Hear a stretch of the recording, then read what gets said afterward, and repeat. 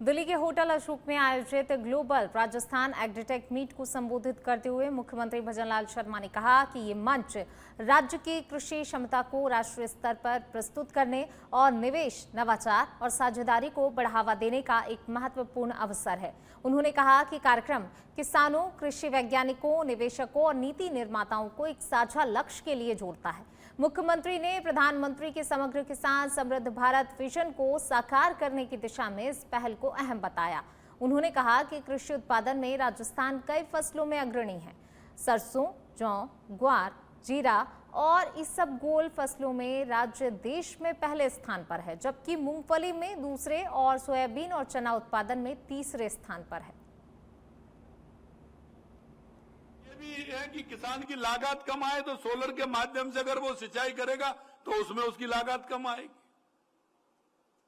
कई हमारी छोटी जोत हैं, कम खेती है, तो हमने उसके लिए बैलों से खेती करने वाले हमारे कई क्षेत्रों में करते हैं, उसके लिए 30,000 रुपए का अनुदान हमने दिया है, जिससे कि दोनों काम उसके हो जाए, प्राकृतिक खेती भी हो, गोबर की खाद भी वहां बने और हमारा किसान उस छोटी जोत में ठीक प्रकार से पैदावार कर सके। लगातार हमारी सरकार उसके लिए काम कर रही है। हम किसान को लगातार जो उसको आवश्यकता होती है उसके हिसाब से हम उसको ऋण देने का काम भी कर रहे हैं। किसान सम्मान निधि भी हम दे रहे हैं।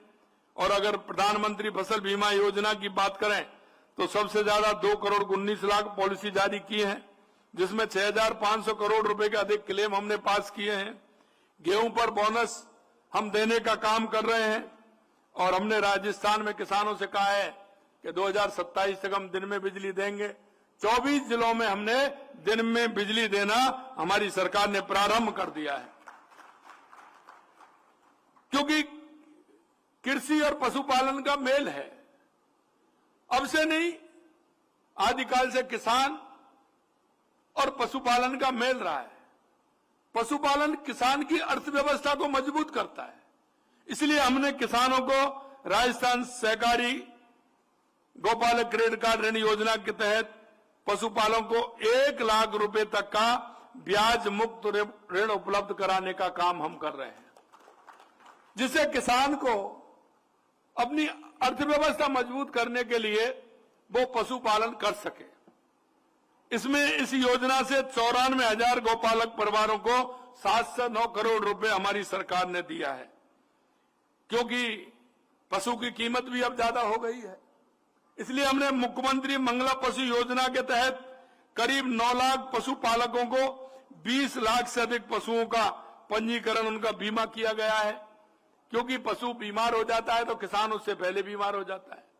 आजकल पशु की कीमत भी बहुत हो गई है। हम जानते हैं कि किसान के कोई भी अगर समस्या आती है तो निश्चित रूप से सरकार की सहभागिता उसमें रहे, जिससे कि हमारा किसान मजबूती के साथ खड़ा रहे। राजस्थान केवल एक मरुस्थल की भूमि नहीं है, बल्कि साहस और नवाचार की भूमि है। आज हम सब ग्राम 2026 के लिए एकत्रित हुए हैं, तो हमें गर्व होता है कि राजस्थान वो प्रदेश है जो चुनौतियों को सहज स्वीकारता है। और प्राय देखा देश भर में, क्योंकि मुख्यमंत्री जी, हमारा देश कृषि प्रधान देश है, कृषि देश की रीढ़ की हड्डी है, किसान उसकी आत्मा है। किसान भगवान तो नहीं है, परंतु भगवान से कम भी नहीं है, जो रात और दिन मेहनत करता है। नहीं तो उसके काम करने की आयु सीमा है, नहीं उसके काम करने की समय सीमा है, और 140 करोड़ जनता का वो पेट भरता है। और विशेष तौर से जहाँ राजस्थान, जहाँ वर्षा सबसे कम होती है, आज भूभाग की दृष्टि से राजस्थान देश का सबसे बड़ा। और अब खबर है जयपुर से, जहां एक तस्वीर ने सियासत को गरमा दिया है। जी हां, दिल्ली में पूर्व मुख्यमंत्री अशोक गहलोत और कांग्रेस के वरिष्ठ नेता सचिन पायलट के हाथ मिलाते हुए फोटो पर अब भाजपा ने तंज कसना भी शुरू कर दिया है। भाजपा प्रदेश अध्यक्ष मदन राठौर ने कहा कि इस तरह की तस्वीरें ही बताती हैं कि दोनों नेताओं के बीच अंतर्द्वंद अब भी खत्म नहीं हुआ है। उन्होंने गहलोत के पुराने बयानों का हवाला देते हुए कहा कि जिन शब्दों का इस्तेमाल पहले किया गया उन्हें भुलाना आसान नहीं है। साथ ही राठौर ने SC, ST और OBC को लेकर कांग्रेस पर वोट बैंक की राजनीति करने का भी आरोप लगाया और रिफाइनरी आग मामले में जांच के बाद जिम्मेदारी तय करने की बात भी कही। देखिए, जो ये कहे कि हम देखिए साथ साथ हैं, फिर ये मत कहना कि साथ नहीं है फोटो खिंचवा दो। इसी में सब कुछ छुपा हुआ है कि कितना मतभेद है। यानी फोटो खिंचवा करके सही साथ साबित करना इसका मतलब कितने बड़े उनके अंतर्द्वंद है ना। अरे वो कभी नहीं भूल सकता, जिसको निकम्मा नकारा कहा है वो जिंदगी भर नहीं भूल सकता ये शब्द, इसलिए वो कभी साथ हो ही नहीं सकते। वो नाटक करते हैं, स्वांग करते हैं। और मैं तो विशेष रूप से एक आज आपने अखबार में पढ़ा होगा, बड़े दुख के साथ मैंने भी पढ़ा उसको। अशोक गहलोत जी कह रहे हैं कि हमारे राहुल गांधी जी पहली बार SC, ST, OBC के बारे में बोले। अरे यार कमाल हो गया, हम तो सोचते थे इतने वर्षों से वो सोच रहे हैं वो SC, ST, OBC के बारे में, लेकिन पहली बार बोले।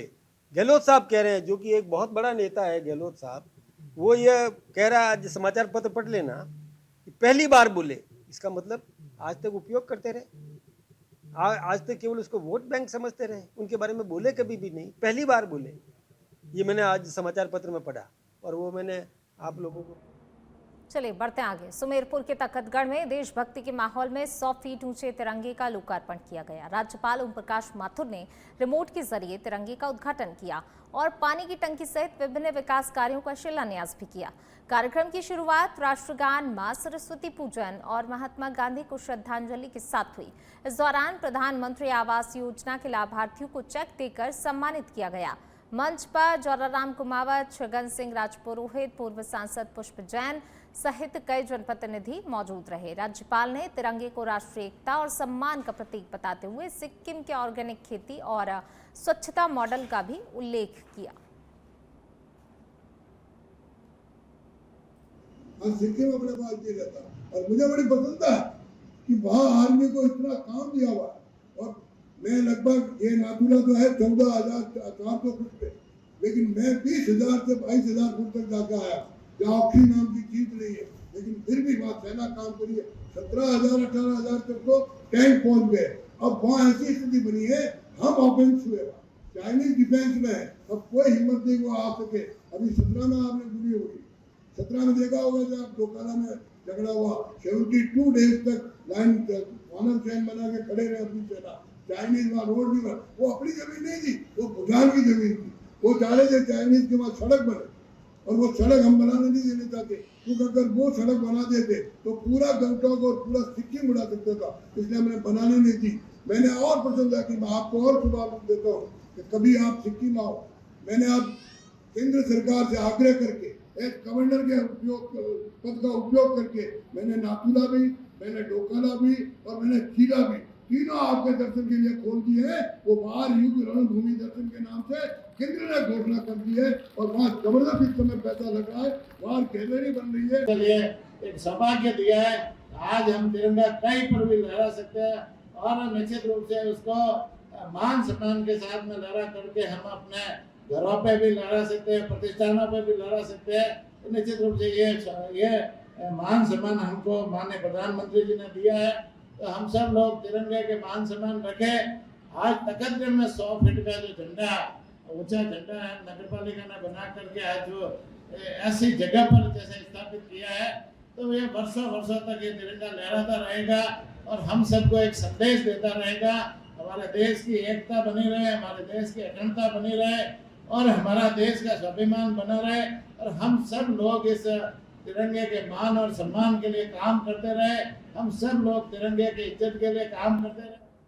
टोंक में भाजपा की बड़ी तैयारियां तेज हो गई हैं। 27 अप्रैल को प्रस्तावित भाजपा के राष्ट्रीय अध्यक्ष नितिन नवीन और मुख्यमंत्री भजनलाल शर्मा के दौरे से पहले प्रदेश अध्यक्ष मदन राठौर और मंत्री कन्हैयालाल चौधरी टोंक भाजपा कार्यालय पहुंचे। यहां जिला अध्यक्ष चंद्रवीर सिंह चौहान और पूर्व विधायक अरजीत सिंह मेहता ने उनका स्वागत किया। दौरे के तहत भाजपा कार्यालय के उद्घाटन और कार्यकर्ता सम्मेलन को लेकर रणनीति बनाई जा रही है। नेता कार्यकर्ताओं की बैठक लेने के साथ ही सम्मेलन स्थल पर भूमि पूजन भी करेंगे।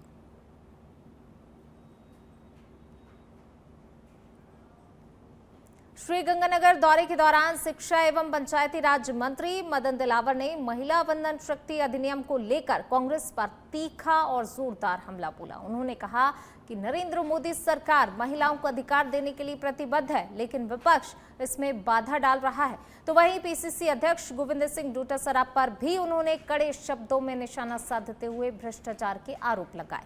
मंत्री ने शिक्षा व्यवस्था में सुधार का दावा करते हुए लापरवाह कर्मचारियों पर सख्त से सख्त कार्रवाई की चेतावनी दी। साथ ही गांवों में सफाई व्यवस्था को लेकर भी नाराजगी जताई। मेरे को कोई घेर नहीं सकता, मेरे को घेर नहीं सकता, मेरे को घेरने वाले फिर घेर जाते।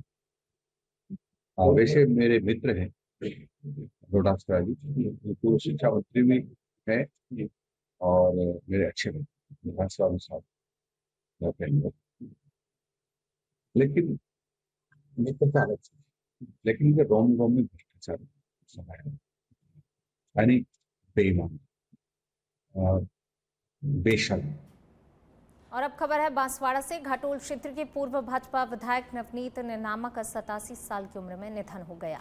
लंबे समय से अस्वस्थ चल रहे नेनामा ने आज अंतिम सांस ली। 4 बार के विधायक, पंचायत समिति प्रधान और भाजपा जिला अध्यक्ष जैसे अहम पदों पर रहे नेनामा को इलाके में भाजपा की मजबूत नींव रखने वाले नेताओं में गिना जाता था। उनका पार्थिव शरीर उनके पैतृक गांव गरनावट में रखा गया है, जहां से शुक्रवार को अंतिम यात्रा सुनावास मोक्षधाम के लिए रवाना होगी।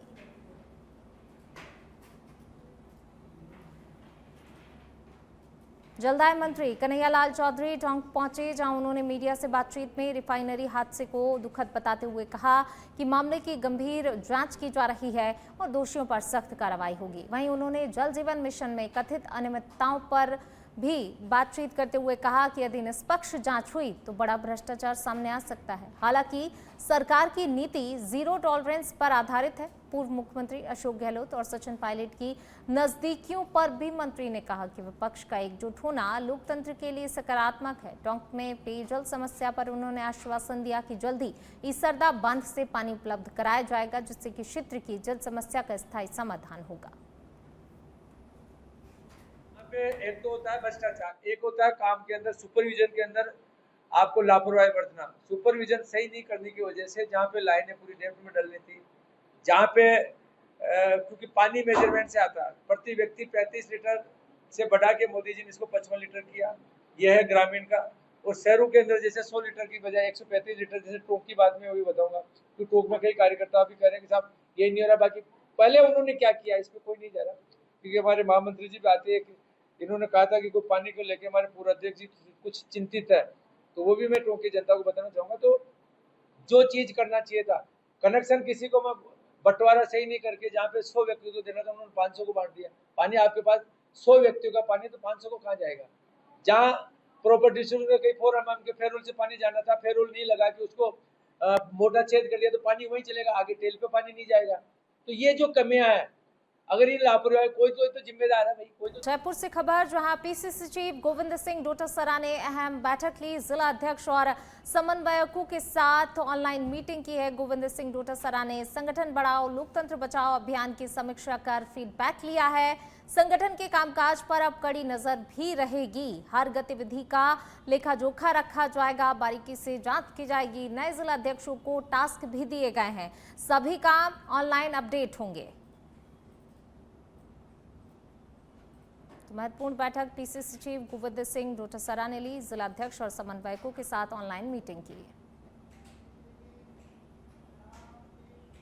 और अब खबर कोटा जिले के संगोट से है, जहां उजाड़ नदी के पास हाई टेंशन लाइन का तार अचानक से टूटकर गिर गया, जिससे कि बड़ा हादसा टल गया। मौके पर मौजूद 4 लोग और मवेशी बाल बाल बच गए। गनीमत रही कि तार नदी में नहीं गिरा, वरना कई मवेशी करंट की चपेट में आ सकते थे।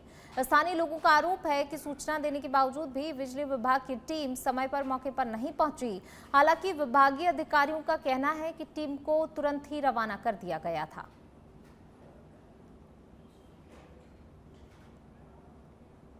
जयपुर के चाकसू क्षेत्र में NH 52 पर रामपुरा नाला के पास एक ट्रैवलर गाड़ी में अचानक से आग लगने से हड़कंप मच गया। देखते ही देखते वाहन जलने लगा, जिसमें दूल्हा दुल्हन सहित कई यात्री सवार थे जो शादी समारोह के बाद देव दर्शन के लिए सवाई माधोपुर जा रहे थे। हालांकि चालक की सूझबूझ और सतर्कता के चलते सभी यात्रियों को समय रहते सुरक्षित बाहर निकाल लिया गया, जिसमें एक बड़ा हादसा टल गया। सूचना मिलते ही पुलिस और दमकल विभाग की टीम मौके पर पहुंची और आग पर काबू पाया। प्रारंभिक तौर पर आग लगने के कारणों का पता नहीं चल सका है फिलहाल, जिसकी जांच की जा रही है।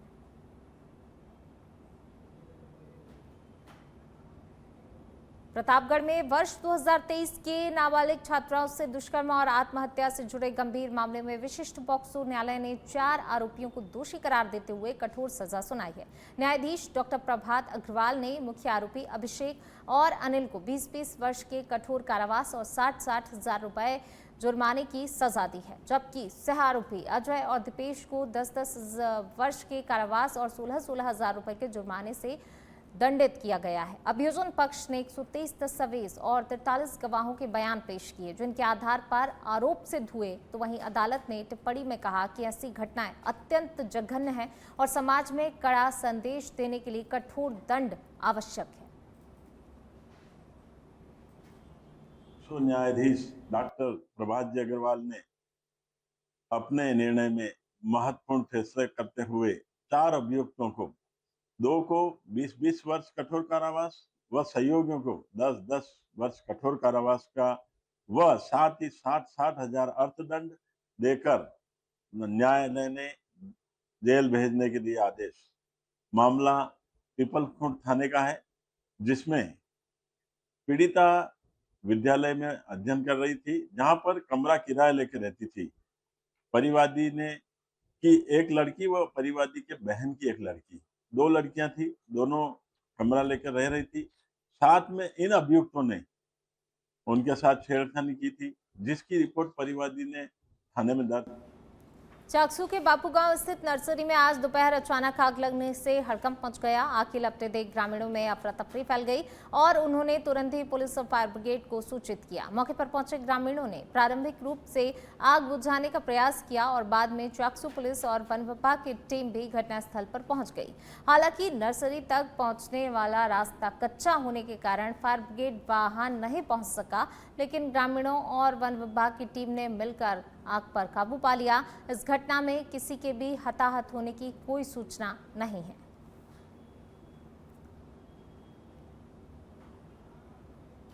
मंडावा के वार्ड नंबर 10 में पिछले 1 महीने से चल रही पेयजल किल्लत के खिलाफ गुरुवार को लोगों का आक्रोश फूट पड़ा। भीषण गर्मी में पानी की समस्या से परेशान बड़ी संख्या में महिलाओं और पुरुषों ने जलदाय विभाग कार्यालय पहुंचकर जोरदार प्रदर्शन किया।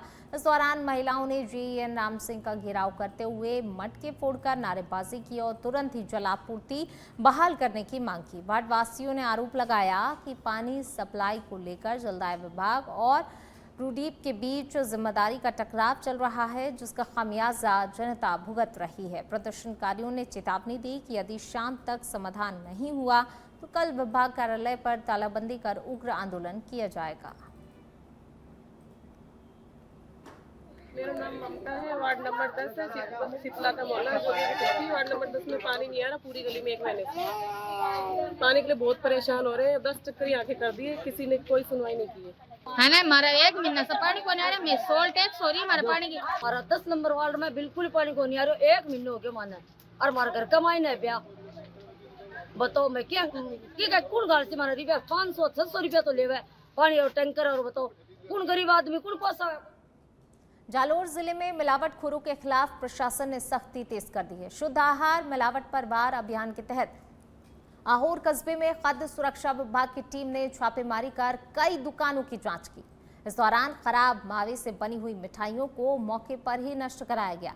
तो वहीं जिला कलेक्टर प्रदीप के और CMHO डॉक्टर भैराराम जाड़ी के निर्देश पर चल रही इस कार्रवाई में SDM रोहित चौहान के नेतृत्व में टीम ने मिठाई की दुकानों, आइसक्रीम यूनिट और जूस सेंटरों की जांच की। जांच पर सैंपल भी लिए गए। अधिकारियों ने साफ किया कि मिलावटखोरों के खिलाफ यह अभियान आगे भी लगातार इसी तरह जारी रहेगा।